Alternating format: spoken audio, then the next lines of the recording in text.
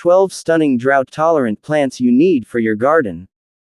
Wallflowers. The wallflowers are a genus of plants within the daisy family. Each flower is actually a cluster or head of multiple flowers, and each head can be up to about 30 centimeters in diameter.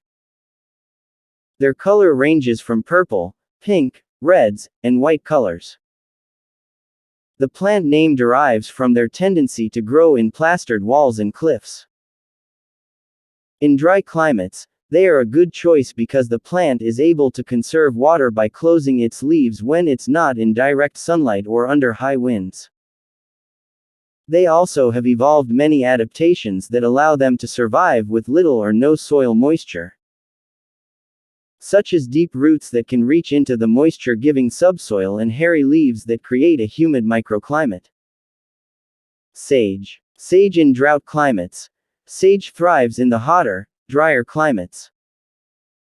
It is a woody perennial that can grow up to 2 feet high but feature sparse foliage and small flowers. Sage needs full sun at all times, so it's best planted with other plants or near an area of the garden that gets direct sunlight for most of the day.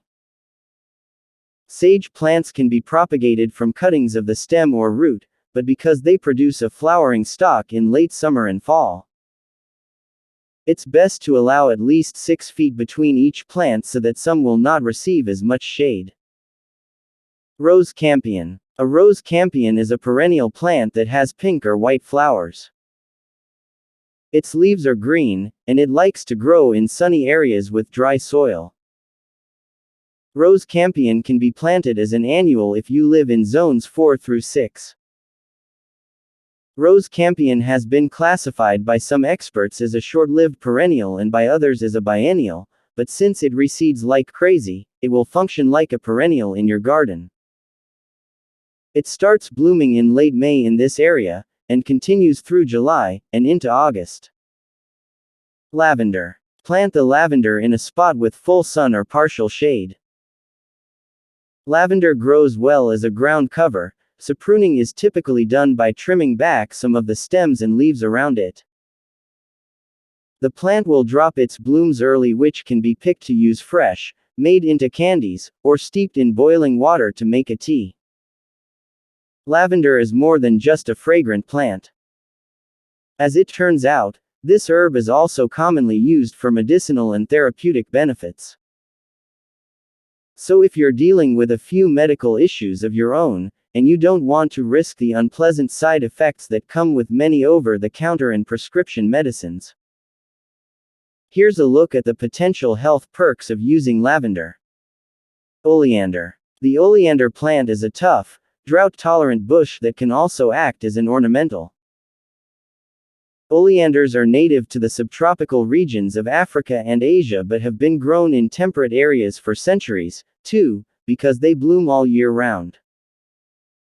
Oleander is toxic to humans and pets, every part of it, and the outcome of ingesting even a small amount of it can be dire.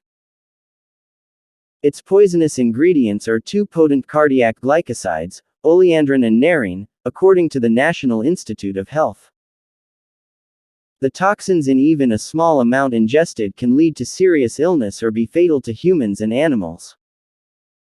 Verbena. The verbena plant produces fragrant, good-looking flowers that sit atop fern-like foliage with an old-fashioned look and drought-tolerant. A good option for dry climates is verbena, which has a variety of blooming colors. Planted in the ground are containers that are wide and shallow enough to accommodate its root system. Water when needed but not excessively because this will cause rot. Make sure you only water until there's just a light film on top of the soil surface. Russian sage. Russian sage is a must-have for any drought-tolerant landscape, but it also happens to be one of the easiest plants you can grow. It's hardy, easy to cultivate, and adaptable in terms of soil conditions because it prefers well-drained soils with good air circulation. Russian sage has an intense aroma, which many consider a plus. It is very drought-tolerant and will survive on little to no supplemental water, so it can even be grown in areas that are prone to dry spells or droughts. You'll want to make sure you fertilize this plant every 2 months during the spring and summer months because it requires nutrient-rich soil to produce its aromatic oils. Portulacas. Portulaca's tiny flowers are happy to grow in dry, warm soil and enjoy a sunny spot. They're also one of the easiest plants to grow, so they make an excellent choice for beginners as well. You'll find that these drought-tolerant plants do not require much water or fertilizer either, just enough to keep them happy. Just keep in mind that they are not cold-resistant, so you'll need to think about where and when you plant them carefully.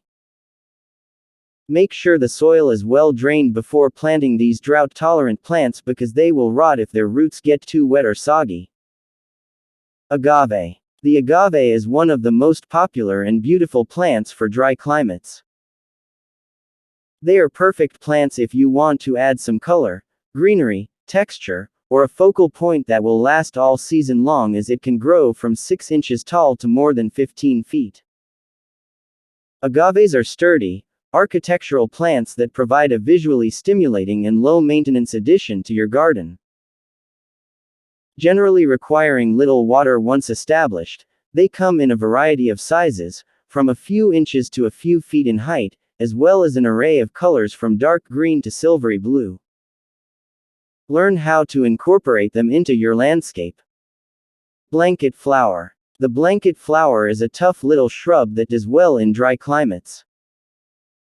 It's native to the southwestern United States and Mexico, but it also thrives at high altitudes of up to 11,000 feet.